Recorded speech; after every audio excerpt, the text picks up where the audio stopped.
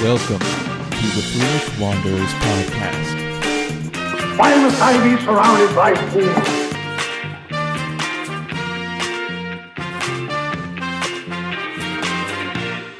Welcome, Wanderer.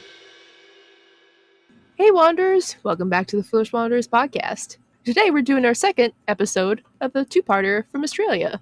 Whoop whoop. Yeah, today we're talking about Australian cryptids and legends. So in case you guys are unfamiliar with like the whole genre of cryptids are pretty much creatures from folklore, kind of like there's like the Yeti, there's the Chupacabra, there's the Jersey Devil, Mothman, things like that. So it's like things that people claim to see, but they're not known like to actually proven to exist, pretty much. At least to our knowledge. They come from legend. Isn't that rabbit with the antlers one too? Like a The jackalope? Yeah. I think used so. To, I think I that's used to think that they were like a real animal I think until it- I was yeah. probably 20. Really? It took you that long? Yeah. Yeah, I think I believed that as a kid too. And I think I was down in the Black Hills in South Dakota, and like they had it like a taxidermied one in like one of the gift shops and stuff. And so I asked about it, and it was like, oh, it's not real. Just glue antlers on a Aw. jackrabbit or something. That's kind of magical too, though, gluing antlers on a jackrabbit, Yeah, I guess so. depending on what day. Depending on the day you go. Yep. All right. Which one do we want to talk about first? Do you want to go first? Do you want me to go first? Ooh, the tittle. What the hell? Okay. So the the first one, titty-alike? the Tiddalik? yeah, so the first cryptid that I have is actually from Aboriginal Dreamtime mythology, so an Aboriginal creature from Australia. His name is the Tiddalik, Tiddalik. So this is a tale of the Tiddalik. It came from the Aboriginal people of South Gippsland, Victoria. The Tiddalik is a giant water-holding frog that once drank all of the world's fresh water. Then when everything Aw. started to die off from thirst, a bunch of creatures came and tried to make it lap so it spit up all the water back out.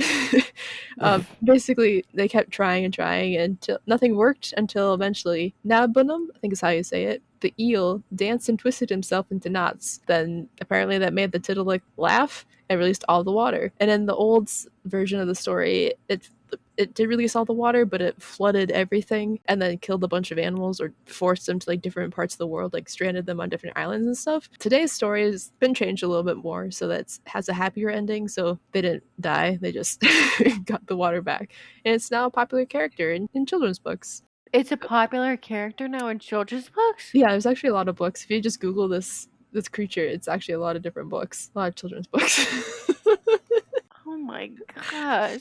Yep. It's kind How of do they come up with something that's like it's a frog that just drinks water? to drink it's just- everything. I don't It's know. just really it's a really hydrated frog. It just had all this water in his mouth. I don't know. But yeah, it just looks like a giant like toad or something that drank all the water. Oh my gosh. So Wow. All right. I'm just so in shock about there's a toad that drinks all the water? What? well, it like held it in its stomach and wouldn't let it go until someone made him laugh. Apparently. I'm gonna try that. You're gonna drink all the world's water and see what happens. I'm just gonna try and drink as much water as I possibly can and then won't let it go until someone makes me laugh. You might die if you try that. No way. How would you die? How would you die? You can actually die from drinking too much water. I know that. Like you get Oh, okay. Yeah. you dry drowning or whatever it's called, right? Well, there's like it's overfloods your cells and organs with water. So like if you drink too much, there was a competition to get a free Wii on January 12th, 2007. It was on a radio show, I guess. So it wasn't held by Nintendo, but it was held by this morning show, KDND. And then so the contest was hold your Wii for a Wii. Basically the contestants had to drink as much water as they could, like I think it was like a gallon per hour or something like that, without Oh my going to the bathroom. gosh.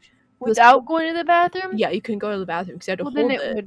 it would like poison your bladder and cause it to go up or something. Not poison your bladder, but you know what I mean. Like you get a bad. It like overflows your whole body. Yeah. Yeah, so this poor lady, Ugh. she died because she Oh did my she drank gosh. too much water. She drank 1.5 gallons of water without using the restroom. So, yeah. So that, And yeah. what was this for fun?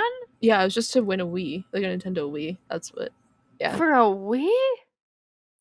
Oh my gosh. I don't think that Wii Golf is worth it. No, honestly. But I think this is back. Wasn't this like when the Wii was super popular, like 2007, like kind of? I remember when it was really popular and it was Yeah, sold out and all this other stuff, but I yeah. mean So now it doesn't even exist. So yeah, I mean, I still have mine, but it's like I don't think it will hook up. The Wii Store doesn't exist anymore or whatever oh it was really? called. Oh okay. It's just everything's done offline. That's kind of sad. Yeah. Cause I remember my parents, they're like debating if they wanted to get us like an Xbox or a Wii, and they're like, "Oh, Xbox all the way. yeah." But the Wii was like the big thing. Plus, like we wanted to play like Just Dance and stuff. That was my favorite game, and so that's what we got. But I still liked it. I had a lot of fun. I like the Rasputin song. That was fun. That's a good song. Yep. We used to play Just Dance in gym class actually every once in a Really? while. Yeah, it was interesting. You could like either what was the other thing? It was like either like you had to run laps or something, or you could play Just Dance. I was like, I'm gonna dance. So, I don't know. Do that. It was just like another sport or something that they had as an option, but yeah. I would do the other sport probably. Dancing in public is embarrassing, just like singing in public. That's embarrassing too. Yeah, yeah. It's like Depends on how another confident level. you are, yeah. It's like another level of cringe, just either way. Like you never want to be that guy at the party that has like a guitar and he's like, "I'll play you a Yeah. song," and you're Like, like, "Ugh." thanks. You're like, "Thanks, I'm gonna go throw up now." Oh, that's sad. Meh, it's true. It's cringy. Do you have one that you like to? I do. Okay, this isn't really a cryptid, it's just something like weird mystery thing that's in Australia that they don't really know what happened or how it got there. Okay. I don't know if I'm pronouncing it right, but I'm gonna try my best. It's the Maori Man, and it's located in the south part of Australia. So look it up, everybody. On a desert, and so it's in the like a desert plateau just outside the outback of Maori, and there they have this world's second largest geoglyph. So a Oh, geoglyph is like the drawing in the earth. So like the Nazca line, like the Nazca lines in South America. it's like the giant like stick figures and stuff. You mean? Uh-huh. And, Okay. like, the monkey and the spaceman, those ones. Okay. Yeah. And nobody knows how it was created, like, who made it or how long it's been there. And it was just discovered in 1998, but I did hear that they were doing flyovers and it wasn't there months before a certain month in 1998. So it was made over a few months, they think, but Wait. they don't really know. So the figure, it depicts an indigenous man holding a woomera. I gotta Google what a woomera is. I forgot what it is. Woomera is WOOMERA. That's kind of creepy, I guess. That like all of a sudden just disappeared. hmm That's kind of So a woomera is a spear thrower, so it's a spear. okay. hmm So the figure is 2.7 oh my goodness, kilo- kilometers tall with a perimeter of 28 kilometers. So it's extending over an area of about 2.5 kilometers. It's so large. That's all that means, that it's so large that you can see it from space technically. Oh Just wow. like technically how you can see the Great Wall of China from space. So you just like barely make it out, but you can still see hmm it. Okay. Interesting. Yep. So, and at one point it was thought that Americans were responsible for this, but Because we um destroy our land that way. yeah, and that's because that the anthropology experts from the South Australian Museum claimed the figure was not an accurate representation of indigenous peoples of the area, but included a Mm. mixture of the features spanning peoples and eras. So this added to the speculation that foreigners, hence Americans, had created the geoglyph. I guess that makes sense. Yeah. So if you wouldn't have the knowledge of like the culture and stuff. So if you want to go see this, it's not really possible. The site is not accessible to the public, but flyovers across the area is allowed. So it's And still like visible. You can still go see it and stuff. yeah, but due to like environmental changes and like nobody was maintaining this thing, the Mari man had almost completely disappeared in about like 2015, and Oh. then locals decided to restore it in 2016. So it is there, but who was it? They have a there's like a conspiracy about who made it. Who is it? It's like an artist. I gotta look it up. So Bardius Goldberg, he died in 2002, but he is the number one suspect of the person who could have made it. Only because one of his old friends claimed that he confessed that he was responsible for the Mari Man. Oh, okay. But Huh. he does a lot of, or he did a lot of large Earth drawings, but just not to that scale or anything. I suppose if you want to get your name more out there or something, and then you pull something big like But I this. mean, he did like a Banksy thing where he doesn't really he didn't ever claim responsibility. Yeah, yeah. Interesting. What's your next one? All right. So my next one is a Yara Ma Yahoo. I know, I've heard of this one. You've heard of this one? So Yep. this one's kind of interesting. So the Yara Ma Yahoo is a blood-sucking creature, or otherwise known as like a vampire, from Aboriginal folklore that lurks in the tree tops until someone walks underneath it. Then it would jump out of the tree and onto the person and suck out almost all of their blood using the octopus-like suckers at the ends of its fingers. And then it would swallow that person whole. And after So swallowing, charming. yeah. So then after swallowing the person, it would regurgitate them back up, drink some water, and take a nap. Then it'd wake up at the end, basically like they keep swallowing them whole and like puking them back out over and over again. But then like the person that they like regurgitate, right, like becomes smaller than Yeah. what they were, right? Yep, they shrink and they turn redder and redder. So then eventually they turn into one of these creatures. So yeah, That's such like a sick reincarnation thing. They're just like, you're just gonna keep getting swallowed and regurgitated until you're one of me. yeah, it's kind of gross. But it's said that these creatures resemble little red frog men or women.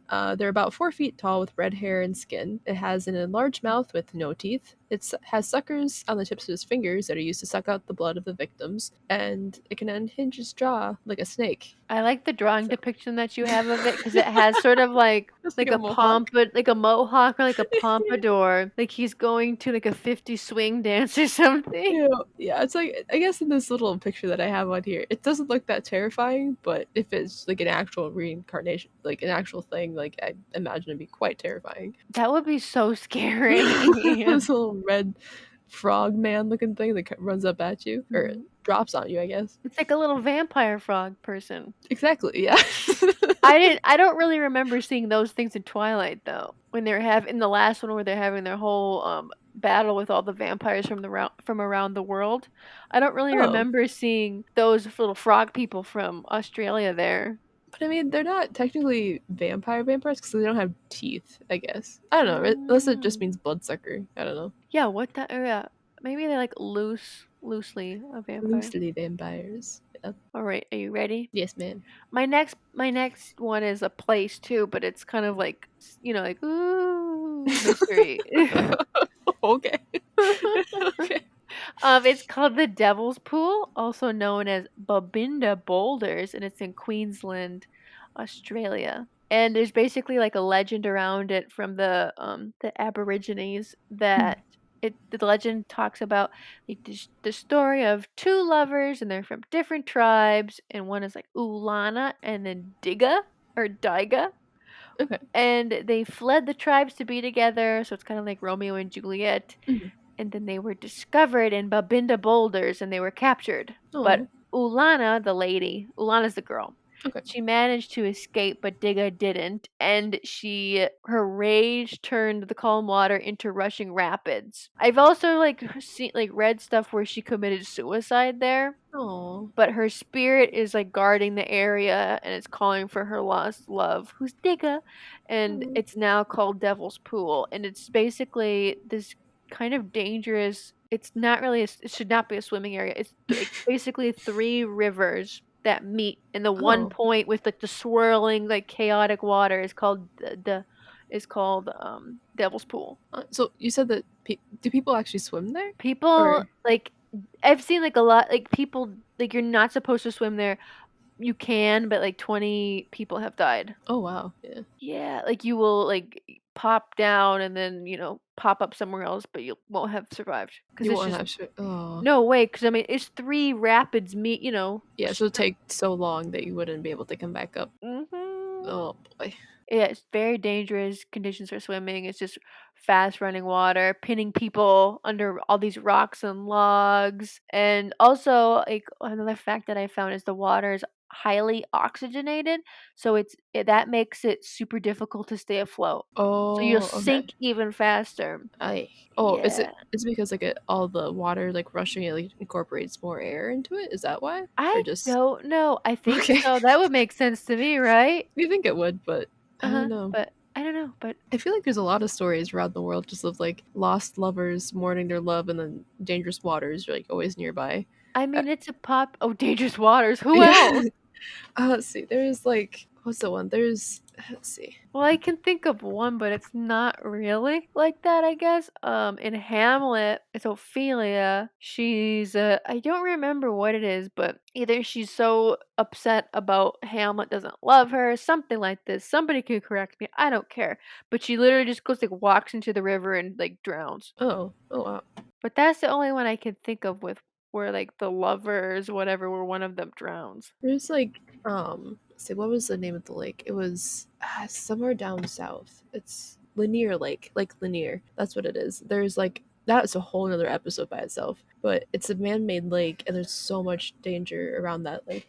Lake Lanier? Is this in Yeah. America? Yeah, I think it's down south somewhere. I think it's at Louisiana, maybe. But it's a popular swimming lake, and that's apparently there's like a legend there too that there's like a lady there that like a lady at the lake that drags people down because there's at least like I think there's at least like 7 people every year that die there, Oh my and then there's gosh. so many stories of people like feeling hands grab them or like because it's built over a town. Basically, the government washed away this town. They used to be, I think it was, they basically wiped out this town, told everyone to move, and then they built this lake on top of it, which actually is a crazy popular swimming hole now. But yeah, it's a whole episode by itself. Lake Lanier. So yeah, Lake Lanier. Where is it? oh, it's in Georgia. Yeah, I saw like a quick TikTok about it, and then all of a sudden like I saw a bunch of podcasts talking about it. My turn. Oh yes, it is. Okay. All right, so the next one I have is the hoop snake. Snake. And it's exactly like what you think it is. All right. So the hoop snake is a well-known mythical creature of Australia. It swallows its tail, forming a circle that propels itself down the road, down hills, and around the outback like a hoop. That's great. Yeah. I think I've heard stories about like this in America too, but The hoop snake. the hoop snake. It says that the hoop snakes are relatively harmless to humans and animals. Their venom causes delusions, which can make a person go loopy for a few days, Oh but gosh. it doesn't kill you. However, if you're a magic creature, like a mystical creature, the hoop snake venom is a deadly toxin. So Is it based on like a real one, you know? I don't know. I suppose it could have been like if someone saw a snake like bite its tail once and just like rolling around or something. Maybe that's where it started. Okay. I don't know for sure, but apparently that's the thing that they just roll around the outback. Oh my god. Can you just imagine though, like you're driving in the outback, like on a tour of Australia, and you're like, oh, this is so beautiful. You just see a bunch of snakes, like pull The up, pack. pull up like in a pack, like a bunch of bikers or Yeah. something. Yeah, Oh my gosh, that'd be that'd so be kind of scary. funny. That'd be kind of funny actually. I'd Just be kind rolling of. around. I guess that'd be funny if I was like in a Humvee, like a armored vehicle. I'd be like, haha, and then just like run them over. But No, don't kill them. I mean, I'd kill them. I mean, they have venomous bite. They're gonna But they die. don't hurt humans. You just get loopy for a while. Apparently, it doesn't kill humans if you're a mystical creature, unless you're like a unicorn. Are you I a am unicorn? mystical. I am mystical though. Oh, well, yeah. Then stay away from them. I will. Okay. Do you have another one? I do. Just a little cute little one. I mean, we did talk about these, I think, in our first parter of the Australia saga. Okay. Is it a saga if it's only 2? I don't think so. I think it's just a sequel, Anyway, like a two-parter. so in the first part, I think we mentioned the drop bears, right? Yeah. Yep. So we just said that they looked like vicious rabid koalas, right? That was about what we Mhm. said. And that's what Yep. they are. And they're just kind of sneaky and they'll fool you into standing under their trees and then they'll pounce on you and murder you. So something I found that was funny was like defenses against the drop bears. So Okay. you can put like a stick in your like put a fork in your hair or a screwdriver, and then Oh. that will save you because then the drop bears will impale themselves. I don't know how you're getting like a screwdriver or a fork to stick straight out of your hair, but good luck. I Just stick one also on the hard hat. Just have a uh-huh. little. I also read that smearing Vegemite, which is wasn't it Vegemite's just kind of like a spread for Yeah, like I think it's like a really salty spread, isn't it? Like is that extremely salty? salty. I think so, because I think I read that it was like a byproduct of hops or something. Like when you make Oh, beer, I think that's yeah. when it first started. It's like a byproduct of that, but Well, I could be wrong. anyway, the drop bears do not like Vegemite, so you can smear that on the back of your neck to keep you safe. Okay. And that was the only way to save yourself. Otherwise, just don't go under trees. Okay. I mean, isn't it like an unpopular taste too? Like people usually don't like Vegemite. Yeah, like you're not supposed to have a lot of it. Yeah.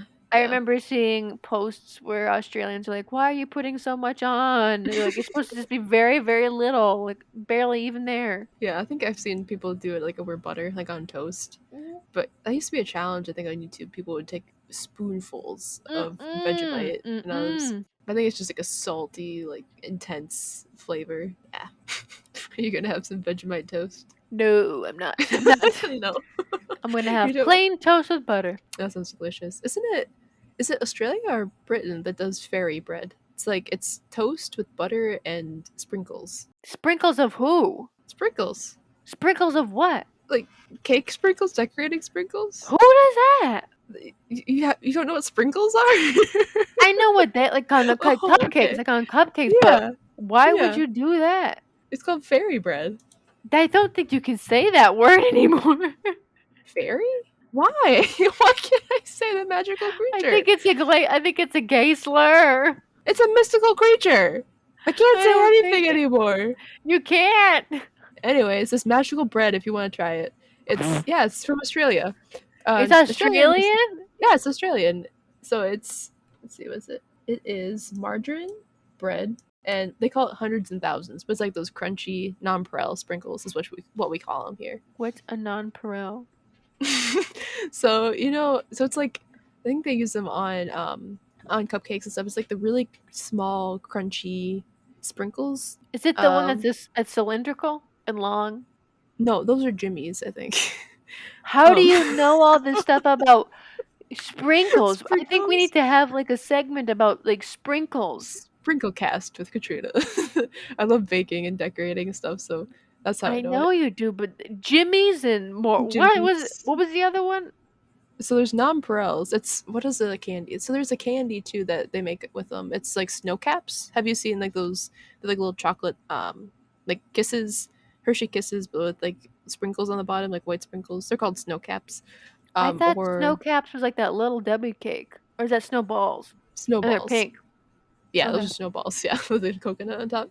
Nonpareils are just the really small, crunchy, spherical sprinkles. They're not my favorite because they're too crunchy. I like the Jimmy's because they're softer. Anyways. Jimmy is okay. The Jimmy is softer. Shut up. All right.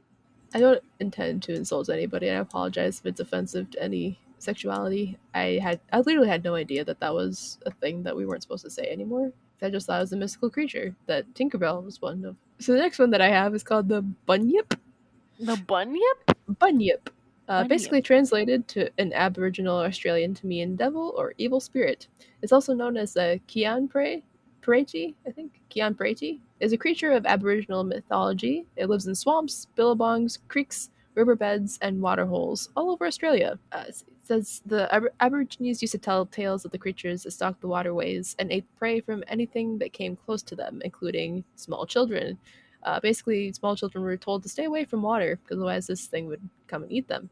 The Bunyip is gonna come get you. The Bunyip. Yep. So apparently it's described in a variety of different ways. Some say it has like a dog-like face, dark fur, a horse-like tail, flippers, walrus-like tusks, and duck-like bill. Oh wow, it's just a mash of all these animals. Yeah, so it's just basically like any animal you can imagine mashed into one creature. Other people say that it has an appearance similar to a snake with a man and a beard. Yep. So it's just like a snake. Like I just picture like a snake slithering on top of water, and it's like a hipster snake, so it has a beard, and just then a like man's a face. yeah, and like a and Yep. then a man bun, and it's just going like, Ew. Yeah. So and it's like I'm gonna go get my cold pressed coffee. just strolls into the cafe. She's like, "Hey, Mhm. pour me a cold one." Yep. So part of the legend of the Bunyip, it says that, or one of the legends says that a man named Bunyip broke the rainbow serpent's greatest law by eating his totem animal. And the Why rainbow would serpent, he eat it? couldn't tell you. Is he hungry? Probably, honestly, yeah. Was So it he made of chocolate? I don't think so. Did it have jimmies on it? I don't think that was a thing back then. So then the Bunyip was banished by the rainbow serpent, and the man became an evil spirit that lured tribesmen and their livestock into the water, where he would eat all of them. So apparently, the first recorded account of the Bunyip took place in 1818 when Oh wow. James Maheen, explorer of the Exploraton. Oh my goodness. when James Meehan and explorer Hamilton, whom both found enormous bones in Lake Bathurst. You did it. I did it. Hooray. Yay me. You get some jimmies. I get some jimmies. So then they found huge bones in this lake, and they described the creature to look like a manatee or a hippopotamus. So again, this thing looks Could it like have been just a hippo? It probably was, honestly, yeah. And then in the mid 1830s, George Rankin discovered fossilized bones in the Wellington Caves, located in New South Wales of Australia, later followed by explorer Thomas Mitchell. So, but then a British anatomist, Sir Richard Owen, described the bones to be remains of a prehistoric marsupial called the Diprotodon. So it looks like a giant. What are those things called? The capybara. Looks like a wallaby. Yeah, like a giant wallaby. Giant wallaby. Yeah. Yeah, pretty much. Yeah. So Cute. So yeah, it's just like basically all the evidence that people have found of this creature is just giant fossilized bones, which other scientists have thought that they're just giant prehistoric animals. So Or like so maybe somebody in the 1800s or even earlier saw, or maybe like 1700s, whatever, Mhm. saw like a one that survived, a bunyip that survived. that Or- could have been. Or the Diprotodon. Is that what it's called? Diprotodon? That's probably, yeah. Diprotodon. Okay. That sounds, Yeah, just saw like one that like survived somehow, and then it was the last one. And they saw it and they're like, yeah, it's that's a- true. Yeah. it's a snake hipster with a beard. Run. Snake hipster with a beard. It's Hey, looking for what's a your cold brew? Get it's out of looking- there. It's looking for a typewriter to buy. Run. That's too futuristic. We can't deal with this hipster. Get out of here. It's looking for a unicycle to purchase. No. Isn't it now like hipsters hate cold brew coffee and typewriters because it's too mainstream? I think so. Yeah. I don't know what they do. If you're a hipster, write in and tell me what you do. Well, they're probably using a typewriter, so I don't think they could send us anything. Mail it in. Oh, you don't have No. our mailing address. Does No. anyone have mailing addresses anymore? Well, I mean, we do technically. But I mean, not we for, do, like, a but show. like not like this show. Yeah, no. It's mostly emails. Yeah, it's all Unless they like, emails. I know a lot of YouTubers have like PO boxes, so people send them letters and stuff. Yeah, that would be fun, but It'd just I be don't like want to getting get hipster mails. Yeah. They're gonna yell at us through typewriter. Mhm. Do you have another one? I do. Okay. I did find a really cute website if anyone's curious about different Australian cryptids and things. It's called mythicalaustralia.com. They list a whole bunch of different creatures and have really cute artwork for a lot of them. Cute. So yeah, so it's really Check cute. it out. Yeah. I think they have like different coloring books and stuff for these creatures too. So just like a really cute stylized way to spread awareness of the other cryptids. There's a lot of weird ones too, I'm not gonna lie. Yeah, so you can color a Yaramayahu Yeah, right. in with some Yep. Crayola markers. There you go. Okay. I got like one more Okay. that we can talk about. It's the Gippsland Phantom Cat. I think I've heard about that one. And it was just like a large cat that was spotted in. Oh, not spotted. Spartan. Yeah. This is Sparta, Gibson Phantom Cat. Cow! And then kick it. No. It was a large cat that was spotted in the Grampians region. They started seeing it like the 1970s.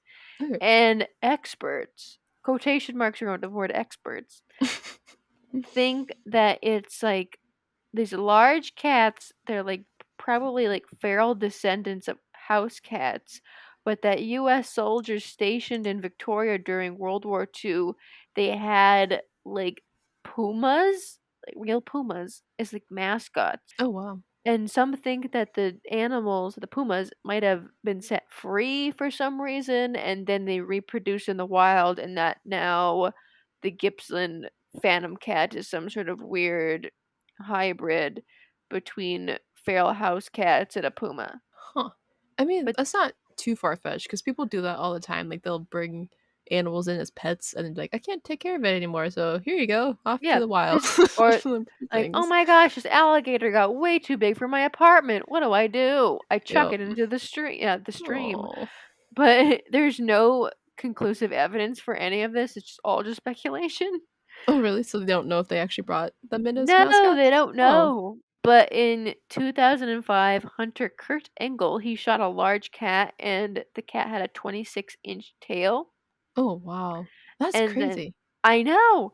And then mitochondrial DNA tests were done on this like huge, large feral cat, and it showed that in the test that it was like a common domestic cat species on its mother's side. Huh.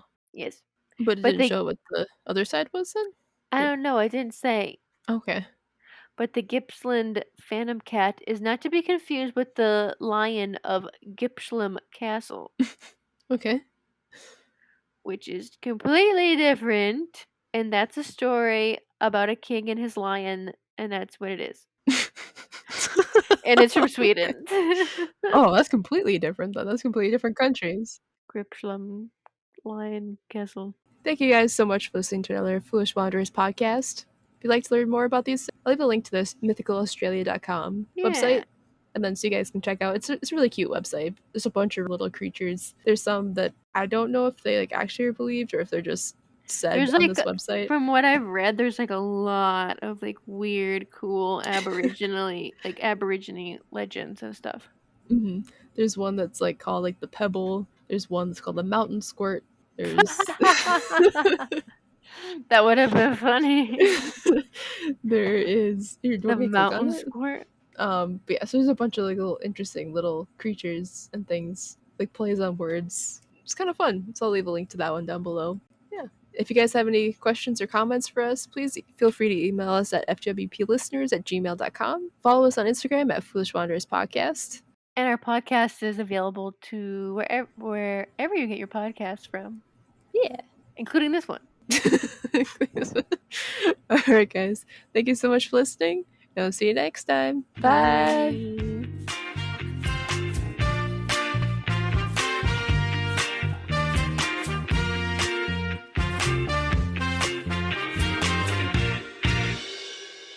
So I cooked tonight because I cooked Oh, I thanks. cooked Tuesday and then tonight. Okay. So I was like yesterday, I'm like everyone can eat leftovers. Mhm. So I was grocery shopping like super fast Okay. last night, or was it 2 nights ago? Whatever it was, I think it was 2 nights ago. Okay. We were really tired. It was like raining outside. I was trying to beat the storm, trying to go home. I was there. I was on a mission. I was focused, and I was looking for a yellow squash. Okay. And I got zucchini, and then I saw the yellow squash, and then I grabbed a spaghetti squash instead of the yellow squash. Oh no. So I have a spaghetti squash for this recipe that needed a yellow squash. And I'm like, well, this will not saute in a pan well, the spaghetti Yeah. squash, because it needs to roast Yeah, it in needs order to tender up, right? Yeah. So I was like, well, what the hell am I supposed to do? 'Cause I'm chopping all these vegetables up, and I'm like, what the heck? I'm like, this is not a yellow squash. I'm like, this is spaghetti squash. So I'm like, what am I gonna do with this? So I just chop it in half, and I rip out all the innards and everything. And Okay. so I have it in the oven right now. So I'm texting Mr. Kendra to have him take it out of the oven when it's done. Did you put like brown sugar and butter on it, or? I'm gonna put brown sugar on it after it's. Well, I'm not there because usually I put brown sugar on it like the last 5 minutes so it doesn't burn or anything. Mhm. But it just has like we're eating healthy, so it's olive oil and just salt and pepper. No. I know, that's what it is. That's okay. It'll still be good. Cause tonight I cooked like a healthy meal, so I didn't use any like butter or a lot of salt, anything like that. Nice. So while we were eating dinner, I was like, "This is so bland." Oh no. It's so bland. I'm like, there's no flavor. I'm like, I made a marinade and everything, and there's really no. I can't really. I don't get like a big kick of it. Like, what the heck? What spices did you use? Oh my gosh, Katrina. So many. Chili pepper, right off the bat. Okay, lime juice, Okay. and then cumin, and then it was like garlic salt, and then black pepper, and then salt. A little bit of salt. Probably just need a little bit more salt in order to pick it up. Yeah, but it has to be like low sodium, you know. So, but Oh. Yep. it was just. Meh. No. You should if there was butter in it, it would have been 1,000 times better. But Yeah. you know, Wasn't there like an episode of like Queer Eye or something we were watching and Anthony had like butter lettuce? He said like it tasted like it kind of took the replacement of butter, I think. Or is that not a thing? butter lettuce. I thought so. Yeah, let me Google and see if that's a thing. So it takes the place of the butter. I thought so. Okay, so butter lettuce is a thing. Yeah. It's also It has a buttery texture and a slightly sweet flavor. So maybe okay, so it doesn't take the place of it, but it kind of like adds like a richness to it. well, I remember he made because right now I'm seeing like you can make like you could use it as like lettuce cups or like Mhm. use it as a wrap instead That'd be of good. like a gluten substitution. Yeah. So you could use that, but Yeah, you should see if you can get butter lettuce anywhere around you guys. Or plant it. I bet you could grow it like on your patio or something. At least to test it. I'm not gonna grow lettuce. You're not gonna grow lettuce. Kathy tried to do that in her kitchen. Yeah. In her kitchen, like inside the kitchen, Yeah. Some in like people do. in a kiddie pool filled with dirt. In a kiddie pool? Yeah, it was like a Oh. little. It looked like a kiddie pool. Oh, I didn't see that. Okay. Anyway, it died. So No. her kitchen apartment floor lettuce in the kiddie pool did not survive. Shocker. I have seen some people like plant lettuce and like other herbs and stuff, and I don't know if she. I don't grow lettuce, so Mhm. I'm talking out of my ass. But I don't know if lettuce can survive in a shallow kiddie pool. I couldn't tell you. Like I don't know if roots are because you know he needs to have roots, right? Mhm. Yeah. Like, is they there need enough roots. room? Like, is it deep? Is the kiddie pool Depends that on she how was deep you using fill was it. was that deep enough? It depends if I you don't have know. like a full like couple inches of dirt. If it's like the depth of like a regular like terracotta pot, I'm sure it'd be fine. But if it was just like an inch of dirt, then no, I don't think it would grow. At least not well. Anyways, her kiddie pool floor lettuce did not survive. So lettuce. Oh man, I mean innovative, you know, got an indoor garden. I would not want. Okay, would you want to eat floor lettuce? Floor lettuce. Like Well, if not when you put you it that way, but when you say indoor potted lettuce, yes, that sounds fine. what if I was like indoor floor lettuce in that was grown in a kiddie pool of an I mean, would you eat it? if it's washed, probably. It's fine. It's washed. I mean, depends on how you treat it, I suppose. Like if you have like animals running through it, then probably not. But I mean, what's next? Like inflatable, like inner tube cucumbers or something? I don't think they can grow in an inner tube. Like bathroom beets? Like you go to use the bathroom and there's just like beets growing Did on you the. hear about bathroom onions? No. Apparently that's a thing. Did she do that? Did Kathy try those? I don't think so. Bathroom onion, like she's like you grow them in the bathroom? No, I think it was just like on TikTok or shower onions. Shower onions is what they're called. Like you Wait, is It's it like just like a it's just a bowl of onions that you set on the wait? back of your toilet or in your bathroom. Why? To cry? Let me see.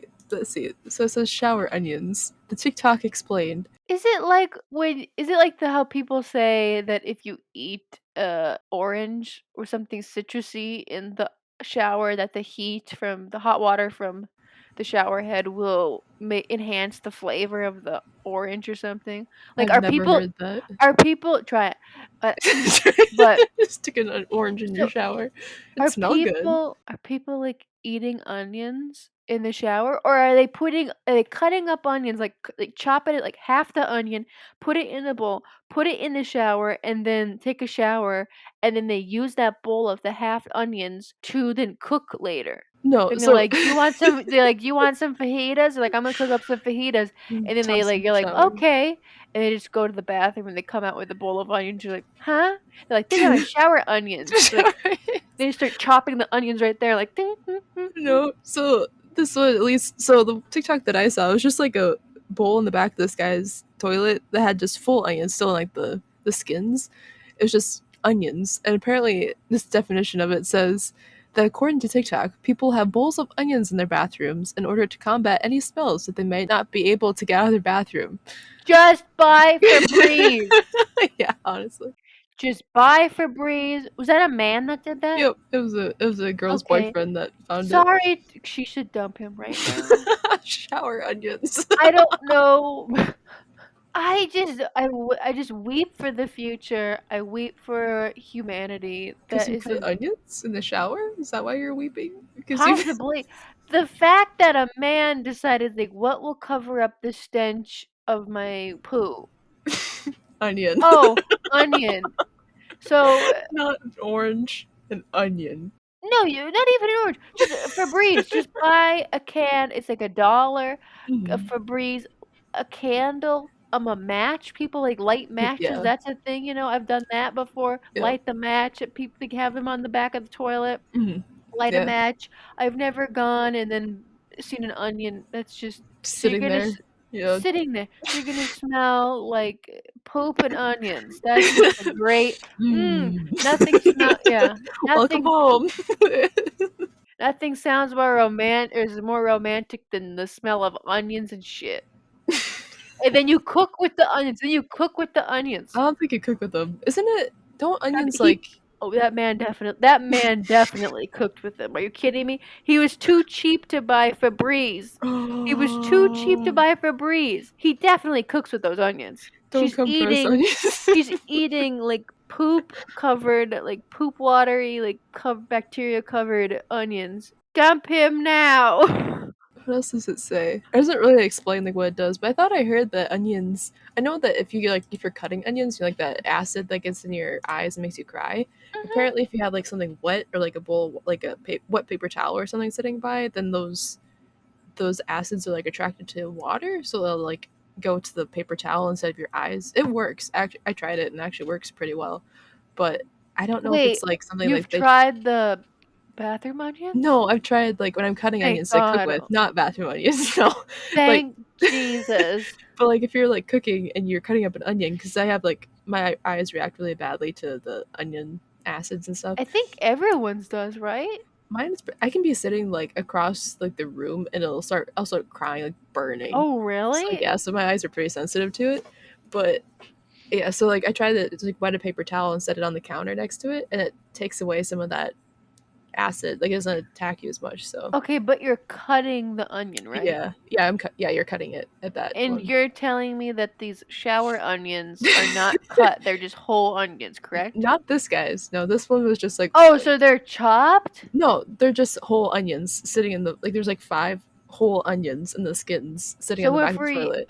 So if we're using your logic of with the wet paper towel Yeah, thing, right? But you're chopping the onion. The onion is yeah, open when you're doing this, yeah. right? When I did it, yeah, yep. So wouldn't he just be like, his wouldn't work because his onions aren't chopped. Uh, The skin's on there. The skin is yeah, like thick. I'm not an onion expert. I can tell you for sure. Do you want to test it out? Do you want to buy an onion and test it? I will not bring an onion into my bathroom. I just won't. There's lines that I Okay. will not cross, Katrina, and that is one of them. And a shower onion is not one of them. I put up with. I mean, no, I put up with a lot, and I'm not adding an onion in my bathroom. Fair enough.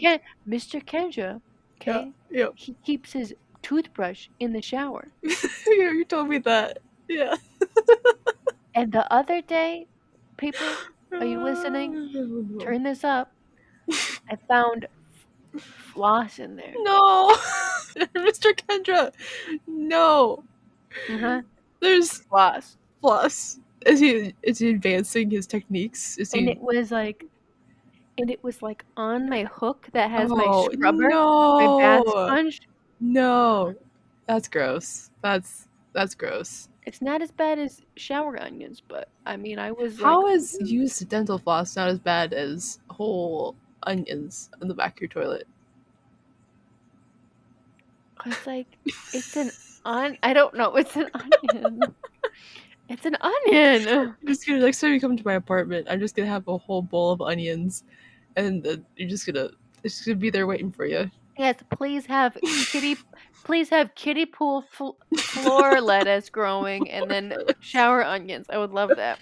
It's gonna be a delicious supper. It's gonna be a delicious stew. You know, just cook it up. Closet carrots, Oh, that's a good one. rug potatoes. I would love it.